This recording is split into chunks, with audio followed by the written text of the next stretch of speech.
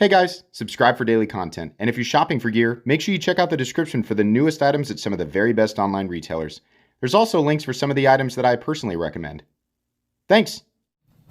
What's going on, YouTube? Metal Complex here, and today I've got another short little unboxing video to share with you guys.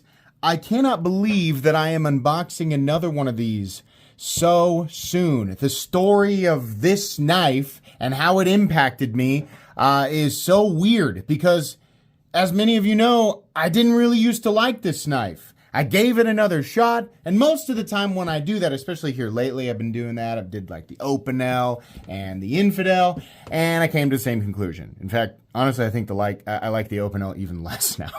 But with this knife, it was completely different. And then, for the first time ever, I lost a knife. Not just a knife. I lost multiple knives. Many of you know the story of the knife roll. I have taken knives with me on vacation many times to film content and stuff like that. And I always keep track of them. I have done this, I don't know how many times over the entirety of the time I've been a YouTuber, or even before that, when I just carry a pocket knife. But this time, the roll simply disappeared. It was a very busy vacation. I won't bother to go over the details again, but it should have been still pretty easy to keep track of it, and it is just gone. So, along with my Chris Reeve knife, which we're gonna look at the replacement here in just a moment, I lost another probably $2,500 to $3,000 worth of knives. It sucks. It's not that I am trying to be nonchalant about it or that I, don't care. I do. I've gotten past the grieving process and just accepted that was my fault. But I'm going through the process of replacing a lot of those knives, and the one that I absolutely 100% could not live without was this one. So I picked up a different variation of this knife, and this is immediately going to go back in my pocket because it's been one of my favorite users of 2026, and it's not a new knife. It's a knife that many people are very familiar with. Thanks so much to my patrons for supporting me. Make sure your notifications are turned on for the Metal Complex YouTube channel, and yes, this will be linked down in the description. Let's just open it, okay? Let's just do that. Oh, yes, the Chris Reeve unboxing. It has all the things. It comes with the grease. It comes with the one tool that you need for the entire thing, basically. It's super easy to take apart and put back together. Really good. Really good. So which variation of the Sebenza did I go with? Well, I went with the only other one that I've ever really been interested in, and that's the black micarta with the silver lugs. This is a silver double lug with black micarta. No, I'm not going to leave this on. I am going to take this off because these enrage me, but it's okay. I'll just remove it and forget that it exists. I don't want it on there. Oh yeah. Oh, beautiful. Oh, beautiful. Very, very good. The Sebenza has quickly become one of, not my absolute number one top tier God mode favorite user knife of all time, but definitely one of my favorite users. Definitely. In my initial review of this knife, I misjudged it. To be honest, it's just like I said in the review.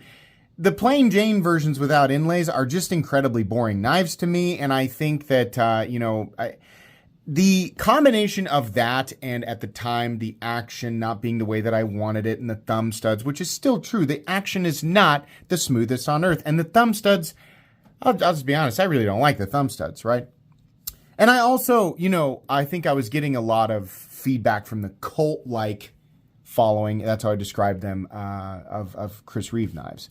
And, after doing this again, revisiting not only this knife, but the entire original Holy Trinity of knives, I realized that Chris Reeve knives have been the most consistent. Actually, consistently, I carried and used it a little bit before the first review, but carrying and using it consistently really gave me a better understanding of why people are so obsessed with this knife. On top of that, after having so many really poor frame locks over the years, coming back to a Chris Reeve, and using it, you really come to appreciate exactly why people say that the Chris Reeve frame lock is so much more dependable. It is. The tension's better, the geometry's better, everything just feels more solid. Such a joy to use. It is still not my most favorite ergonomic or aesthetic design. But there is something just classically beautiful about this knife. It is almost the perfect transition from the classic traditional knife world into the modern knife world. This is almost like exactly that split point. This guy also made the frame lock what it is today. Just really cool. The other thing is I realized, I think also, I was mad at the time that I couldn't as conveniently flick these knives out. This one's going to need to break in for a sec, but just second try there. Figuring out exactly where you need to be on even a brand new Chris Reeve knife will still allow you to do that. Now, obviously, I'm not going to be able to do that with a reverse flick because it's just not a knife that you can do that with. But coming around and figuring out after all these years, all of the things that I appreciate. There are things that I love that are, there are elements of knives that are non-utilitarian that do not, benefit the end user in terms of convenience while using a knife as a tool. There's lots of elements of knives that I love. I mean, like I always bring up the Alchem from Poicolo. Ridiculous knife. Not practical in any way. Hyper expensive. An amazing thing. And I appreciate it for being that amazing thing. But on the polar opposite end of the knife spectrum, I appreciate the Sebenza. Now I understand what parts of the Sebenza are so appreciated and why they are appreciated. And I've come to really enjoy it. So the Sebenza, if this is any proof of how important it was for me to replace it, I mean, the one I lost was a huge bummer. Actually, it was the Blade HQ exclusive carbon fiber one. The only thing that I didn't like about that one was the blue on the thumb studs because I know it would eventually wear off. But I did like the carbon fiber. Really bummed because that was really expensive. But I am very happy to replace it with a silver lug version. And here's why. None of the finish, there's nothing to wear. There's no anodizing to wear on this, right? The micarta might get a little darker. The knife's going to get scratched up from use, but it's largely going to continue to look the same. So I'm really happy with that. And I believe, yeah, these are still CPM MagnaCut. Another great thing about Chris Reeve knives, right? Not just the fact that they're really truly made in-house in the USA, but super consistent. This feels identical to the Blade HQ one that I picked up. And they've all felt that way. It's some of the most consistent manufacturing that I have experienced at any tier. All Chris Reeve knives feel like clones of each other.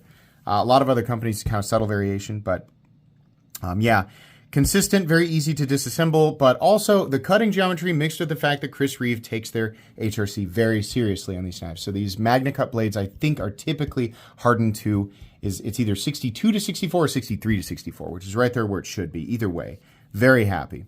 Love the jimping, love the lock-in. It all feels really good. Pretty much the only thing that I don't like is the lanyard, but that can be removed. The pocket clip, while it's, very similar to Civivi's Loch Ness Monster clip, as I call it, I can always replace it with a milled clip from their side if I want to. I'm so happy to have this back. This is, like I said, it's just immediately going to go right back in my pocket. These are super expensive knives, and it's because this is an all in-house small batch shop. And yes, people actually got mad at me in my video because I named Chris Reeve as one of, on this channel, what I refer to as the Knights of the Round, where I selected the 12 most prominent small batch in-house U.S. custom knife makers, or I'm sorry, shouldn't use the word custom, small batch in-house U.S. knife makers, right? And people were saying small batch means, they go out in 10 batches or 20 batches. Basically what I meant by that, and I was very, very, very careful to intentionally not list the total number of knives in a batch that would exclude a knife from that list, because really what I was trying to say was not Spyderco, Benchmade, Kershaw, etc. Not large-scale production companies.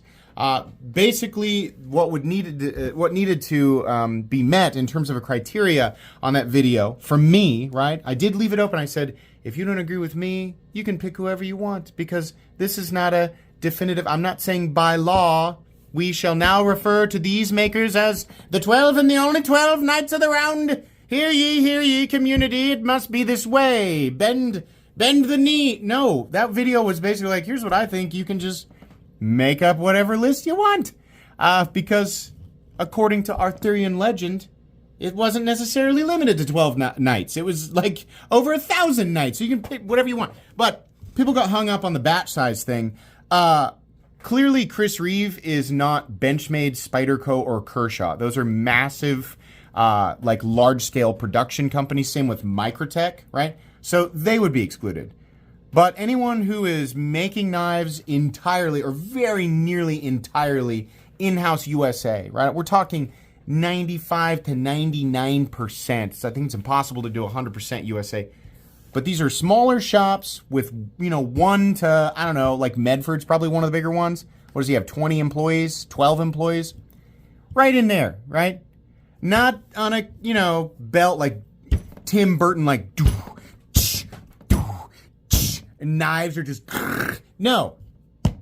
Chris Reeve qualifies. End of story. But anyways, yeah, absolutely wonderful for, by my own standards, by my channel standards, which will remain defined this way. Small batch U.S., in-house U.S. knife makers, small shop, right? Even if his shop is big for his competition zone, it is still nowhere near, you know, something like Benchmade or whatever, right? I mean, those are, I don't even know how many employees Benchmade or Kershaw has. It's a lot more. But yeah, for this tier of item, it is still one of the best, and he is still absolutely 1,000% one of the most prominent names in the game, and I don't think anybody can argue that part. So I was really happy to immediately make this purchase again, even though, you know, having to purchase a knife twice sucks. It really does. I'm thankful that I'm in a position to do that. Not everybody is in a position to do that, but if you are in a position, you know, this video is probably going to end up as kind of a word of caution. Is even somebody who has never lost a knife before and owns literally over 1,000 knives. That's true. I own over 1,000 knives. A lot of them are the TSA stuff. Anyone can lose a knife, right? So it can happen. The more expensive a knife is, the more painful it's going to be if you lose it. So it might dissuade people, but if you are considering purchasing a knife in the $500 territory, Chris Reeve, specifically the Sebenza, the Umnumzan, and the Inkosi are all knives that you should be considering. So I'll link Chris Reeve knives down below. I've reviewed the Sebenza into the ground, so no additional review will occur. This is, of course, not a review, just an unboxing to share with you guys my reacquisition of this knife. That's going to be it today. Please make sure to follow me on Instagram at metal_complex. If you enjoyed this video, leave a like. If you'd like to check out my other content, I do, of course, have lots of videos of knives that are either expensive or inexpensive that I do or don't like, so check those out. And if you enjoy all my content, go ahead and click on that Metal Complex logo right there and subscribe because there's definitely more coming. Thanks again for watching, everybody, and have a great day.